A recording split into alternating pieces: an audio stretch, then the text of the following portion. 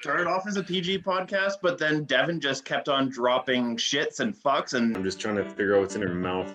I just want to see him interview Francesco Accoli. No, he's a good human being, is what he would say about himself, I'm sure. Who's hosting this thing? Take charge, Kevin, would you? Jesus. First time we ever met those guys. That was the major drunken pub argument. I think you guys are the worst. I'm gonna have to probably watch some Canucks hockey, unfortunately. Just making friends left, right, and center, and probably some enemies as well. Tell him to shut up. He needs to hear that every once in a while. Off to a good start. All right.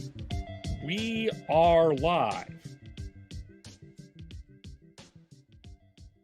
It's okay to talk when it goes live. Well, hello, everyone. Welcome to the Hockey Podcast. You can, of course, follow us on Twitter at podcast_hockey, Facebook.com, the Hockey Podcast, YouTube.com, the Hockey Podcast, where we continue to sit at the 100 and Donald Audette of subscribers. So like us, give us a subscribe, share our videos. Remember, our word of the week, which we talked about on yesterday's podcast, was boo. Retweeting our stuff gives you an opportunity, especially if you're in Calgary, to enter a draw with the Pagan Duke to go to the Calgary Flames Vancouver Canucks game at the Saddle Dome. To see that, you get an opportunity to hang out with at least Sean, Devin, and Chris, and get some nibbles and bites before the game, get a limo to the game, hang out and have a good time, and watch everybody cheer on their favorite team. Of course, you can also subscribe to the audio shortly after this as well. Just me solo today, but we'll have other people on for other games as we go on. But wanted to give the quick recap as the San Jose Sharks ended the 10-game point streak of the Calgary Flames tonight. They won 4-1, and it was, first of all, I know. And I'm going to start, one of those ones that you have to applaud and congratulate the winner, which was the Sharks in this game. And what a gutsy effort from the San Jose Sharks. Missing their head coach, Bob Bugner, missing some top players today because of COVID protocol. But they put on a gutsy effort. Blocked shots everywhere, fighting for loose pucks, smothering in the third period. Really just overall did a very good job overall in this game. And quite frankly, they outworked the Flames for this game. And they were full marks for the win. We'll just go through the summary here. No scoring in the first, but Alexander Barbanoff got his first of the year from Burns and Aiden Hill, who made 37 saves today, by the way, was outstanding at 47 seconds. And then Andre Mangiapane on a goal that was reviewed and ruled to be in, got his eighth. Lucic and Dubé got the assist and tied the game at 1. And the Sharks challenged for goaltender interference. It was ruled it was not a goaltender interference. That was one that I think could have went either way. Depending on your perspective, but the Sharks didn't seem to yell too much about it. But the Flames had a couple of opportunities. They took control in the second period. They dominated the second period, but they could only leave with a 1-1 tie. And then what happens in the third is Nikita Zadorov lays a huge hit on a Shark player. And then Logan Couture goes in. Zadorov goes back. Couture throws it in front. It went off Zadorov's stick. It tricked Markstrom, and it made it 2-1. And the Flames were trying to get back into this game, but a couple of block shots, but particularly Logan Couture, Nick Bonino without his stick. Aiden Hill stood his ground, and 2 empty net goals, one by Tomas Hertl, and then the other by Jonathan Dahlen. And the San Jose Sharks walk out of Calgary with a 4-1 win. And so to me, full marks to the Sharks for sure in this one. But probably one of those games that I think probably some of the best players for the Flames weren't their best players. For the Flames, for sure. Just going through here as I look at the stats. So Hurdle got a 6 from Burns and Hill, and then Dahlin 6 was unassisted. And the I just think for the Flames, thought Dubé, Mangiapane, and Lucic got the goal, but I didn't think they were particularly spectacular. I didn't think really any of the forwards were super strong today. I thought there was some good efforts, but not some of the typical efforts that we've seen, and probably a bit of an emotional letdown from the Flames Rangers game. The atmosphere certainly wasn't the same in that building with the booing of Adam Fox and what happened there in New York. The Sharks played a very tenacious, tough game, and Flames didn't get off to a good start, and were kind of, I wouldn't say they were on their heels per se, but they weren't necessarily taking control of the game, and I think that was tough. To me, the best players tonight were the people that impressed me were the Sharks. I got to tell you, I'm not calling them contenders, but tonight they just fought a really gritty game. Brent Burns, who's been in this league for 243 years, it seems, just continues to do it. Mario Ferraro, his defense partner, I thought was really strong in this game. Was really impressed by him. Bunch of guys that we've never heard of before or we thought were related. Nick Merkley, the Ryan Merkley, Jonathan Dahlin, just a bunch of guys that just put on their work boots in San Jose and went to work. And the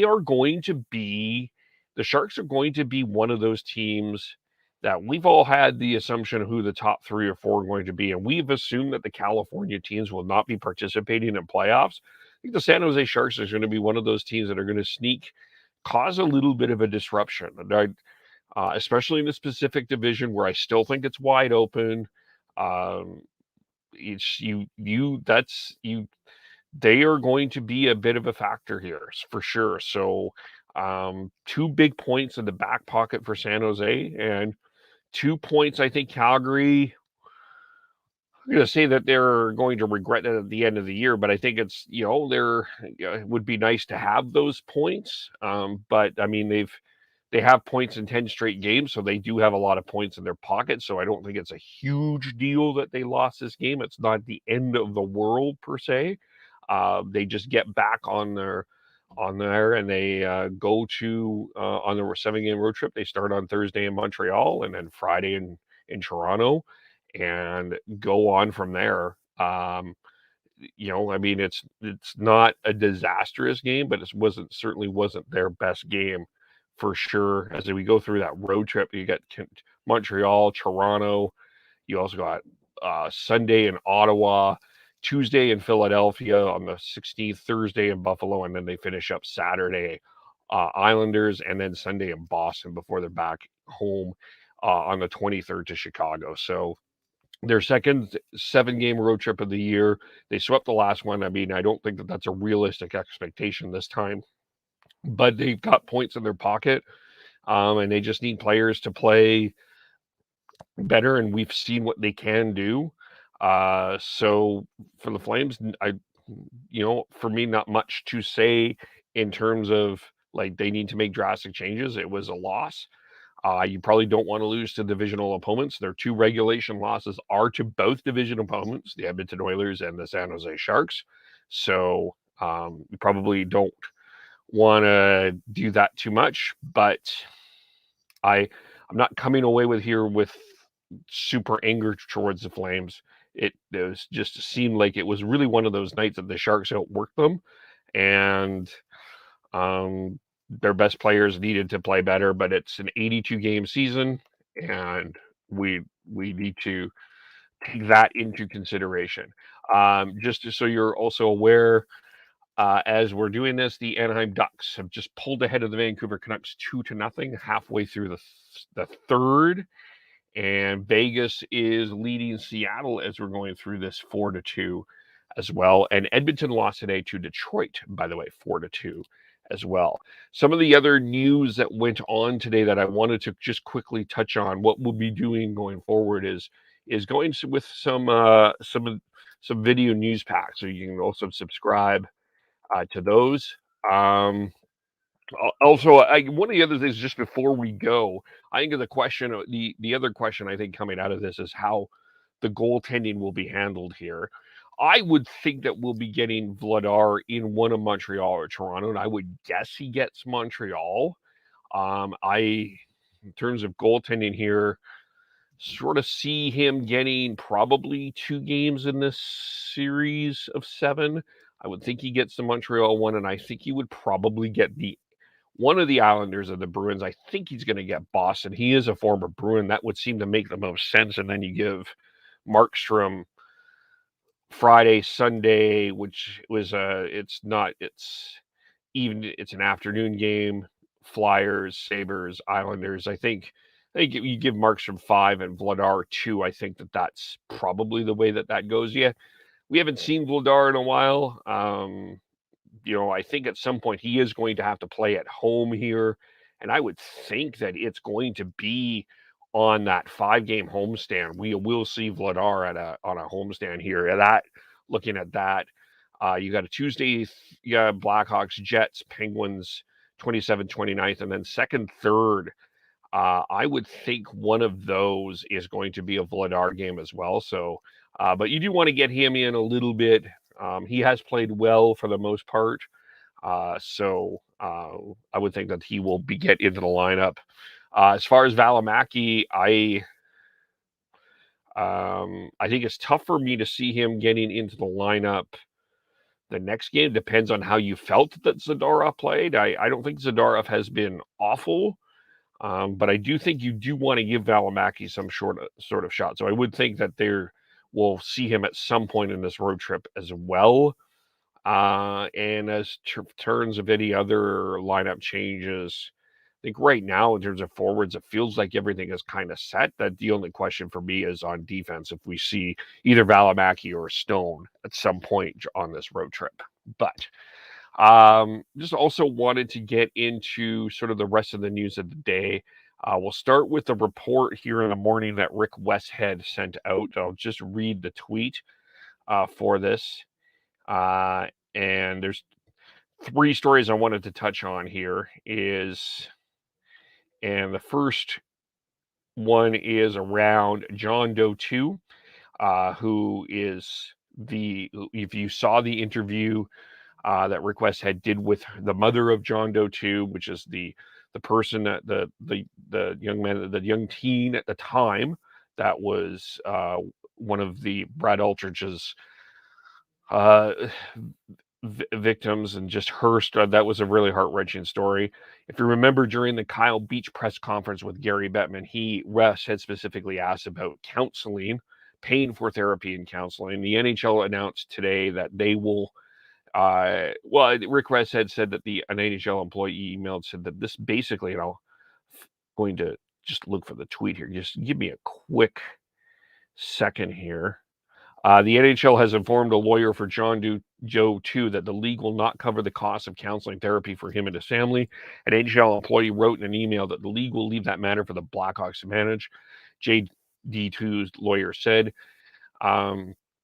important perspective, an NHL exec reminded me over the weekend that while Gary Bettman is the face of the NHL, he works for the league's 32 team owners. They share joint accountability in how the NHL responds to scandal, including sexual abuse. To me, this is a very, I'm not a lawyer. I don't know the legalese of all of this, but to me, I think that this was the moral, ethical, and compassionate thing to do, is just offer whatever you can and not make this a big ruckus. Obviously, there's been so many missteps throughout this entire Brad Aldrich, this entire situation. Another story today came out of Brad Aldrich. See a picture with him celebrating with the Stanley Cup. Again, I'll touch on that in a quick second here. This is, to me, the NHL has to start showing some compassion, and I include the NHLPA in this as well. I think it's time to have a joint sort of conversation about this, or joint connection, and get everybody else involved in this. I would really like to see that.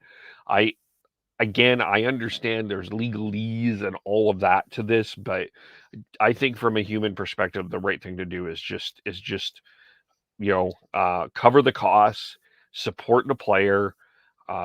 He's been through enough. The family's been through enough, and just show that compassion. I think that that's where everyone is at this particular point in time, and I think that that's the right thing to do.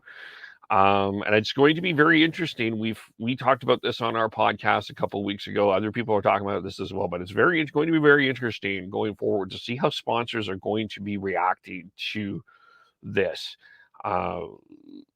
This has not been a good look for the NHL for the last week here, and this was not a good day for the NHL. We'll be touching on another issue that came up here a little bit. So it's going to be interesting. I'm interested where sponsors are at this particular point in time, because they are the ones that will have the ability to push on Gary Bettman and Bill Daly and anyone else that needs the pressure to be put on them. But right now, hockey has a huge black eye. The NHL has a huge black eye that they need to deal with, and they just, maybe they're okay with this black eye, but they're willing to deal with this through the legalese means, but it's not looking good for them at this particular point, and especially as we go through here. As I mentioned, I'll just quickly touch on the story. Brad Aldridge was given a second chance to celebrate a 2010 championship while he was on a probation and a registered sex offender in Michigan. There's a picture from TSN Hockey. Ryan Rishaug wrote the story. I'll retweet it from my account, KEVOLE, but you can see that there. But again, not a good look at this. Guy's had 2 opportunities to celebrate with this championship after all that he's been done and all that he has done to everyone else. It's a really sickening feeling. And again, just when you combine what the NHL sent out today, this report, and with this, it's just not a good look for the NHL right now. There's no other way to do it. And yeah, I don't think, I think the Blackhawks ultimately should be the one that take all the responsibility to this. But, this is an NHL league wide, one of those things that if everyone chips in, it just looks so much better. And particularly, I'm interested after the emotional press conference where Mark Chipman is at with all of this. He's the one that said that it's under my watch. We're going to see some changes. I'd like to hear from him. I'd like to hear what his response is at this particular point in time. Because if this is the time that we need to hear from Mark Chipman, if he's serious about all of this, now is the time to do it. So I would like to hear from Mark Chipman, and I'd like to hear from the Winnipeg Jets on that after their emotional press conference that they had last week in regards to Kyle Beach. And then going through this, the other one that I wanted to touch on is Bob Murray of those Anaheim Ducks. As by the way, as we're talking, the Vancouver Canucks have cut the lead in half for under 4.5 minutes to go, 2-1 Anaheim leading. Vegas still up on Seattle 4-2. But the Anaheim Ducks have placed Executive Vice President and General Manager Bob Murray on administrative leave pending an ongoing investigation related to professional conduct. I'll read the team statement. It is, we recently became aware of accusations of improper professional conduct against Bob Murray. After a general review, we enlisted Shepard Mullen to perform an independent investigation. Upon recommendation from our initial findings, we've decided to place Bob on administrative leave pending final results. In the interim, Vice President of Hockey Operations and Assistant General Manager Jeff Solomon will assume the role of Interim General Manager. We will have no further comment until the investigation is complete. Just reading from some other tweets here, as I saw something from Emily Kaplan on this as well. As doesn't sound like it's one singular incident that led the Ducks to put the GM on administrative leave, but rather his behavior towards staffers and what one source described as an abusive culture. A source says all the initial complaints involve verbal abuse. There's no time frame on Bob Murray investigation. The team intends to see it through, but there was enough evidence in early interviews to suggest Murray was not fit to continue in the current role. The Ducks are on the road right now, and plan is for Murray to return to Anaheim. And the NHL, I'll just read this as well. This is tweeted from Emily Kaplan as well. The NHL sent a memo after Blackhawks case and basically told teams, if you know of any abuse, you must report it. Sounds like that led some Ducks organization to correct Bob Murray's behavior. Some allegation may be years old, but people feel more empowered to speak up now. So that's will be another very interesting situation going on. What happens there in Anaheim with Bob Murray and with everything going on and sort of this feeling about the culture. That's that. I think we're going to see more of these stories come up. People are going to feel more empowered after Kyle Beach came forward on that as well. And the other one I wanted to touch on here is Carey Price has rejoined his team. He posted in his Instagram, he entered a residential treatment facility for substance use last month. He is asking for continued privacy. I'll read his statement that he posted on Instagram. Over the last few years, I have let myself get to a very dark place, and I didn't have the tools to cope with that struggle. Last month, I made the decision to enter a residential treatment facility for substance use. Things had reached a point that I realized I needed to prioritize my health for both myself and for my family. Asking for help when you need it is what we encourage our kids to do, and is what I want. It is what I needed to do. I'm working through years of neglecting my own mental health, which will take some time to repair. All I can do is to take it day by day. With that comes some uncertainty with when I will return to play. I appreciate all of the overwhelming support and well wishes. Please ask that the media and our hockey community continue to respect our privacy at this time. Your support and respect of this so far has been a critical piece to my recovery. And same with Travis Hamonic, same with Jonathan Drouin, same with other players as well. Dylan Larkin, Detroit had a private situation. If a player requests privacy, I think the right thing to do is support the privacy. I don't think we need to grill in. I don't think he owes anybody any explanations. If you are in this place and you want support, you don't need to give anybody any explanation. You go through that with your support and your network the best that you can. I think we expect that from hockey players as well. So all I say here is great for Carey Price. I hope he gets better. I hope we can see him back on the ice as soon as possible when he gets better. And there are some that are demanding that Carey Price speak. He doesn't have a right to speak. You don't have a right to know that. It's none of your goddamn business. That's the answer. What's wrong, Carey? The answer is none of your business. That's basically it there. So let's that will be it's pretty much all that I have. We'll be back on Thursday to recap Flames and Canadians, and we got a comment here I wanted to touch on. Thanks, Devin. What's up, you guys? You're the shit. I know it's more than PG-13. Haha, that's fair. Thanks, Devin, for your comment. Anyway, we'll leave it there. Follow Sean, Beardy Canuck 03, Devin Gordhow 09, Chris Schneids, SCHNAI, Tyler TNOBLE, IMKVOLE, podcast_hockey, Facebook.com, The Hockey Podcast, YouTube.com, The Hockey Podcast. We will have the fireside chat joining us for other recaps as well as we go through this. So we'll be back to recap on Thursday. The Calgary Flames start their 7-game road trip in Montreal to face the Montreal Canadiens. Talk to you. Thanks, Dale. We will talk to you all very soon. Bye for now.